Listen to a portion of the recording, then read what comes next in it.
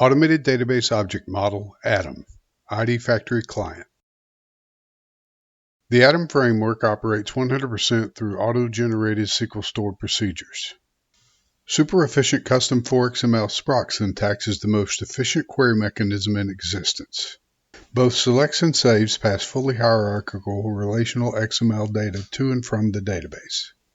Queries in both directions execute in sub-second time in most cases. Data can also be exposed and consumed via JSON objects. Security permissions can be locked down to stored procedure execute only.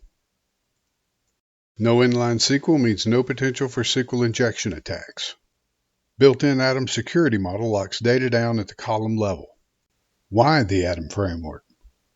EF works great for small to mid-sized projects using a code-first approach, but most larger projects require integration with an existing data structure. This is why the ADOM framework was created. ADOM starts with the data structure and then builds out to the application layer. The ADOM framework was designed to work with MS SQL Server and Visual Studio. ADOM does have a JSON front-end library as well in ADOM.js, but that's for another video. The ID Factory client system gives developers a C# code scaffolding tool which builds out the components required to integrate with the ADOM configured database. The ID Factory client tool builds out the ADOM data models, giving the developer direct access to the database layer without having to know anything about SQL. The database.schema class file contains the accessor methods for all of the pertinent stored procedures generated by the ADOM framework. Here we have a demo client application with no existing data model. We'll open up the ID Factory client configuration tool and show you the database connection configuration tool. We already have a connection configured for our demo Azure SQL database called Inventory. We switch over to the Source Generator tool and select the inventory connection configured previously. Then we're presented with all of the attribute selects for each of the objects contained within that data structure. The framework provides custom column constraints which can be configured to provide automated validation feedback in the application. Here we will configure the modified by column to require a minimum value of 3. Then we will save this configuration change to the underlying database table. Here we will show you the output directory which has been configured for this project. Then we will generate the scaffolding code for the ADOM data model. As you can see, there is now a new folder which contains the ADOM data models. We will drill down into the inventory database and the DBO schema to find the data model classes for all of the tables configured in the database. We will open the item tag class to show you everything that was generated by the scaffolding process. Here we show you the modified by column with the min value 3 validation which was configured earlier. Now the ADOM framework has the ADOM query component which uses link syntax. The familiar link syntax is exactly the same with the exception of the where clause. When the link statement is executed the first time by the developer, a special ADOM compliant stored procedure is created behind the scenes. Then ADOM creates a controller stored procedure which executes the new special sprock generated in the previous step. Finally, the controller is executed and the data is returned. Every future call simply executes the stored proc which was already created in sub-second time. Here we have a couple of methods which get the top 10 purchase orders and the top 10 work orders from the database. These link statements will result in 2 sets of stored procedures being created in the database. As you can see, the purchase order data will be sorted in descending order by order date. We will add a then by clause for an additional sort option on address ID. We will then run the code which will call an ADOM store procedure in the database that will first generate the 2 new sprocs and then render the data behind them for the 2 grids on the page. You have to remember that since the sprocs are generated the first time you run the code, it will take a little longer to render the data.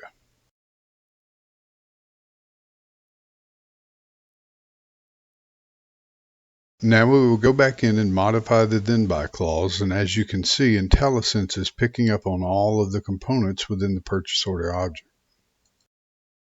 We will set the new secondary order by field to the purchase order number.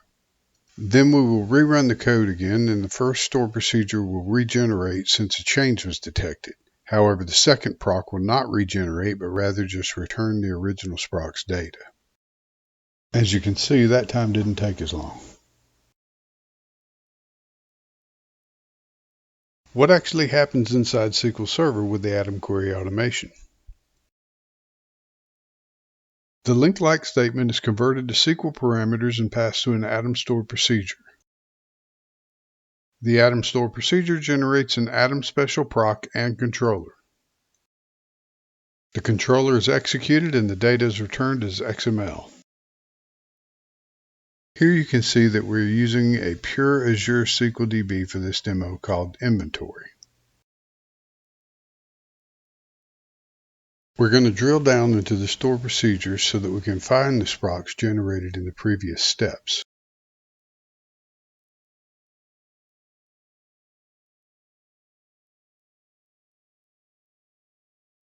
Here are the two purchase order sprocs which we previously modified using link.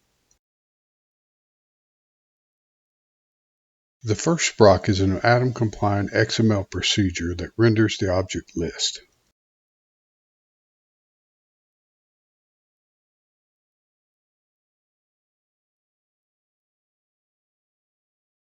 The second sproc is the controller which does the actual filtering of the data and then executes the first sproc generated.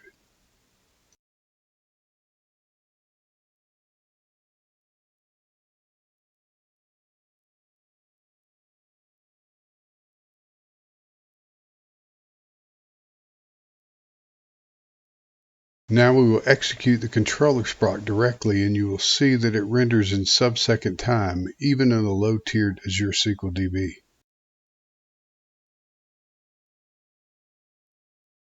And here you can see the XML rendered for the top 10 records based on the filtering criteria defined in the link statement.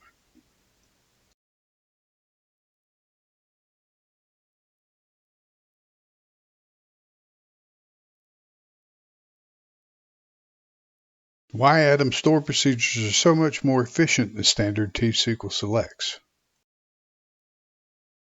The thing that makes ADOM store procedures so much more efficient than standard SQL selects is the concept of subselects on foreign key values. When working with big data, it is often the joining of multiple tables which is the most expensive part of a query.